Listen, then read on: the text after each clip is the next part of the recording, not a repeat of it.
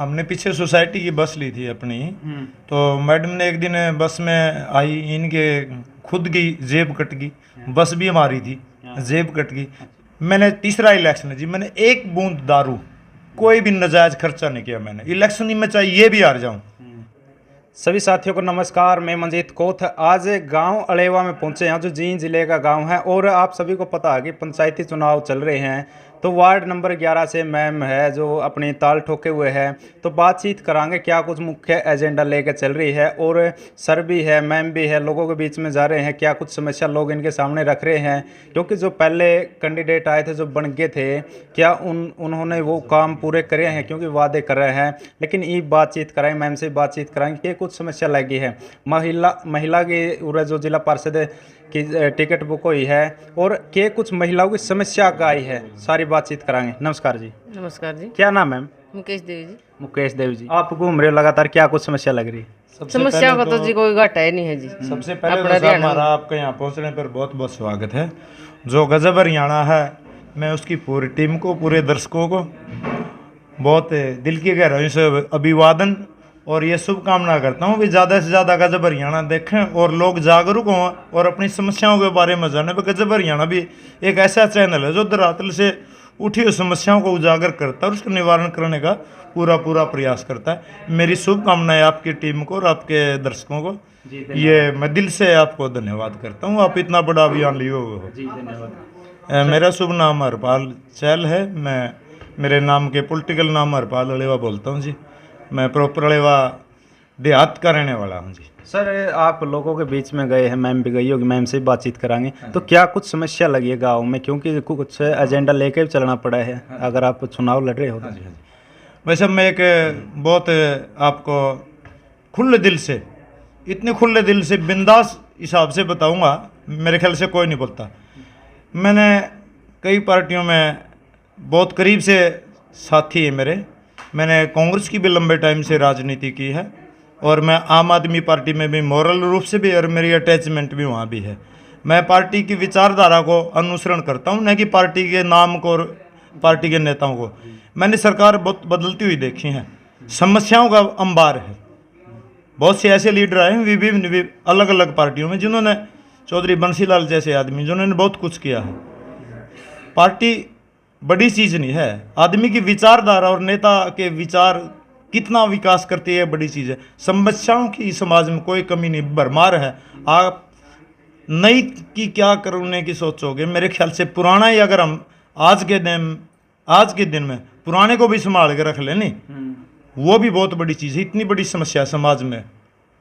तो कुछ सर, जैसे आपका लेवल पर आप गामा में देखते होगे कि जो चोरी की वारदात वो भी बढ़े जाए, आपका लेवल पर कोई सीसीटीवी वगैरह गामा में चुराया पर लगाने की कुछ कोशिश आपने करी हो? भाई मैं वो करूँगा कि बन दें सीसीटीवी लगाऊंगा, कुछ आपका दिमाग में आइडिया चले हो सर? साहब आपकी बात बहुत बढ़िया है, सीसीटीवी वगैरह। मैं तो चाहता हूँ समाज में इतनी जागरूकता और समझ आ जाए, सीसीटीवी की जरूरत ही ना पड़े। सबसे बड़ी बात यह है, आदमी शिक्षा कहाँ से लेके आता है? स्कूल खुद बीमार पड़े हैं, अस्पताल खुद बीमार पड़े हैं। अगर अस्पतालों की व्यवस्था सुधर जाए, पहली बात, अस्पतालों में भी जरूरत जहाँ पड़ेगी, आदमी इतने जागरूक हो जाए खान पान का और रहने सहने की सलीका आ जाए, पता चल जाए, तो बीमार भी, मैं नहीं समझता बीमार भी हो जाएंगे। ये बहुत दूर की कौड़ी है। जड़ से अगर जब तक हम बीमारी को, नब्ज को नहीं पकड़ेंगे, नहीं, मैं नहीं समझता सुधार हो जाएगा। और वो कहाँ से होगा जी? सबसे मेरी पहली प्राथमिकता, जितना मैं कर सकता हूँ मेरे साथी, मेरी सबसे पहली प्राथमिकता शिक्षा में सुधार, ग्राउंड लेवल पे।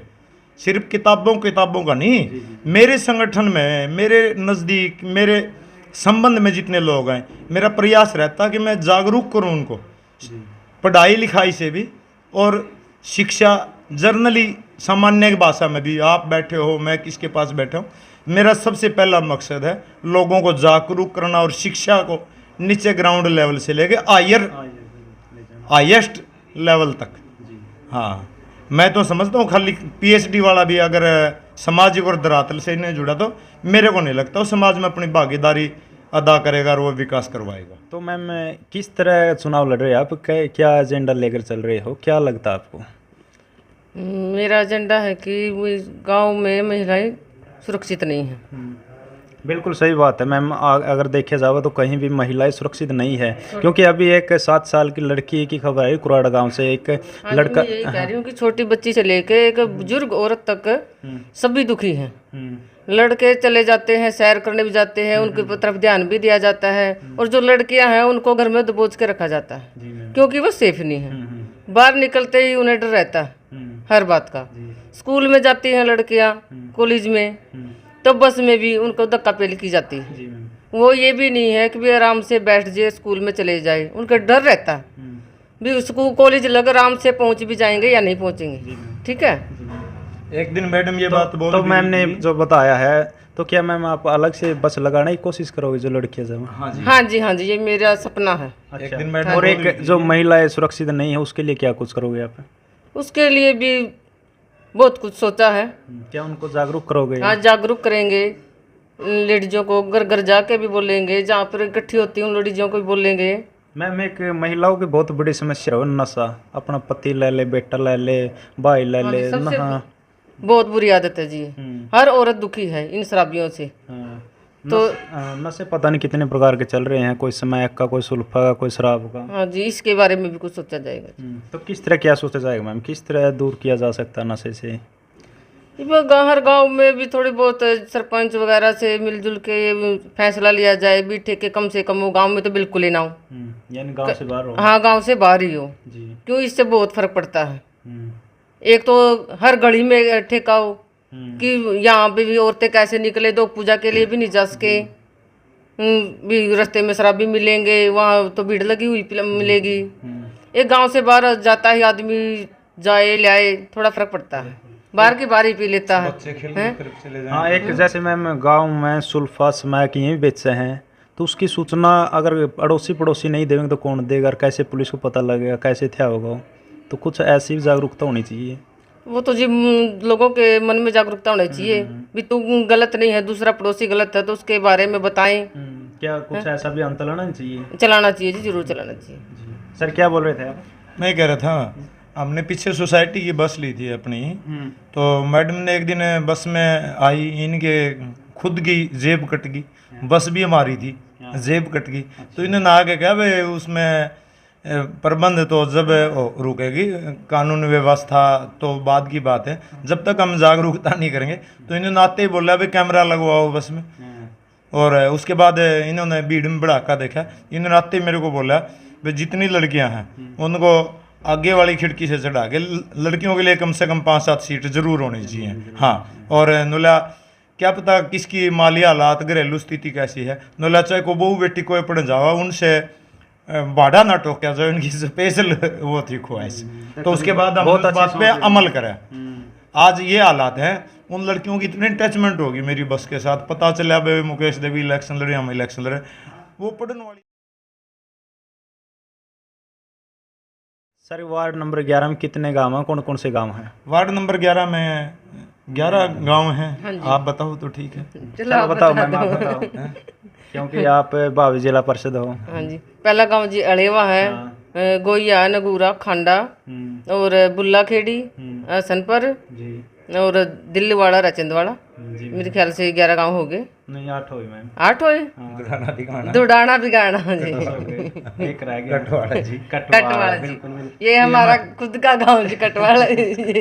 देखो खुद का काम भूल गई थी हाँ मैं। जी, और क्योंकि हमारी फैमिली कटवाड़ा रहा है। कटवाड़ा रहते हैं जी। हाँ जी। तो मैम कुछ और सोचो आपने, जैसे जिला परिषद का चुनाव लड़ रही है आप, तो बनने के बाद और कुछ मन में ऐसा आया हो कि मैं बड़े लेवल का काम करूं कुछ गाँव में? क्योंकि जो छोटे लेवल का सरपंच कर ले, पंचायत कर ले, लेकिन कोई बड़ा लेवल का काम सोचो आपने? बड़ा लेवल का जी देखो जी, ये मेरे देवर ने यहाँ स्टेडियम बनवाया बुआई के लिए, तो मैं भी सोच रही जी ग्रल के लिए भी कुछ ऐसा हो स्टेडियम, वो भी अपने खेल कूद में भाग लें, अपनी तैयारी करें, आगे बढ़े। जी एक अलेवा ब्लॉक का नाम हो, फिर आगे अपने जिले जिंद का भी होगा। हाँ जी, हरियाणा का जी। ऐसे चढ़ते चढ़ते फिर देख के सब करते हैं। मैं ये कहता हूँ, मेरा इलेक्शन तीसरी बार का है, मैं खुले दिल से ये अपील करना चाहूँगा मेरे वार्ड के लोगों से, अगर मैं लायक हूँ तो मेरे को वोट करें। जी सर। मैंने तीसरा इलेक्शन है जी, मैंने एक बूंद दारू कोई भी नजायज खर्चा नहीं किया। मैंने इलेक्शन में चाहे ये भी हार जाऊं, हालांकि मेरी पोजीशन आज नंबर 1 पे है। मेरे से लोग जितने भी शराबी कबाबी हैं, ऐसे जिस तरह पुलिस वाले ने देख के भाग से ना, इस तरह का आदमी मेरे नज़दीक नहीं आता, चले जाता ना। मेरे से आज तक किसी ने डिमांड की। तो अगर मैं उनके सपनों का कैंडिडेट हूँ तो मुझे वोट ज़रूर दें, मेरी धर्मपत्नी को वोट ज़रूर दें। मेरे से बढ़िया कोई कैंडिडेट तो मेरी हाथ जोड़ के अपील है, उसको वोट दें। बिल्कुल सही बात है जी। तो सर ने बिल्कुल सही बात बताई है, नशा से दूर। देखो ये इलेक्शन आवा, इसमें दारू भी चला हुए हैं और भी नशे चला हुए हैं, लेकिन बिल्कुल ही गलत है। एक शराब अपना वोट दे है वो बिल्कुल ही गलत है। लेकिन सर ने बताया है कि शराब में वोट ना दे, जो अच्छा कैंडिडेट हो नहीं, मन ने वोट ना दे लेकिन उसने वोट दे दो अगर मेरे तो अच्छा है तो। पत्रकार मोदी, मेरा एक सवाल है। हाँ जी सर। अगर जो लोग दारू बांट के नशा करा के वो कैंडिडेट बनेंगे, एक तरफ तो कहते हैं हम नशा मुक्त अभियान चलाएंगे, फिर वो दारू बांटते हैं। मैं नहीं चाहता मैं किसी को गुमराह करूं। मैंने लोगों को है, मैं जितना कर सकता हूं वो करूंगा। लोग सपने दिखाते, मैंने कहा मैं कुछ भी नहीं करूंगा। मैं वोट ये कह के मांगता हूं मैं कुछ भी नहीं करूंगा। मैं वो सब कुछ करूंगा जो लोगों को जरूरत है, सामूहिक। पर्सनली मैं जिस तरह एक बड़ा भाई छोटे भाई के लिए, एक बाप अपने बेटे के लिए अपनी बात सुनता ना, मैं मेरे मतदाताओं की बात उस तरीके से सुनूंगा और उस तरीके से काम करूंगा जिस तरह के घर का एक मुखिया अपने परिवार के साथ जी जान से नींद छोड़ के 24 घंटे खड़ा होता है। मैं वो कहता हूँ इतने लंबे चौड़े वादे नहीं करता मुझे पॉलिटिकल लोग वादे करते हैं। मैं कुछ वादे कह के वोट नहीं मांगता और लोगों को पता भी मेरा, मैं ज़्यादा बोलता कम हूँ, अमल ज़्यादा करता हूँ। मेरा काम बोलेगा, मैं नहीं बोलूँगा, मेरी घरवाली नहीं बोलेगी, श्रीमती मुकेश देवी वो नहीं बोलेगी, उनका काम बोलेगा।